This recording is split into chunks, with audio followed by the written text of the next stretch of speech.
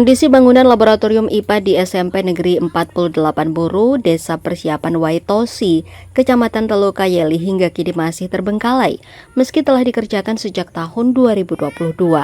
Proyek tersebut tak pernah terselesaikan dan membuat proses belajar siswa menjadi terhambat. Kepada Tribunambon.com, PLT Sekretaris BEM Universitas Ikra Buru, Jamal Nukuhehe mengungkapkan keprihatinannya.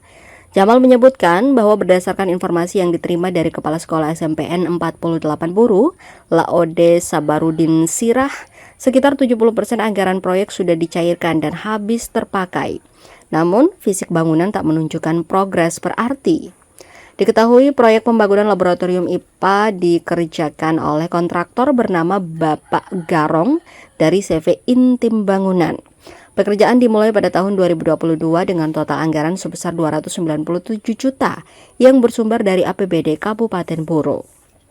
Namun hingga kini pembangunan baru mencapai sekitar 20%.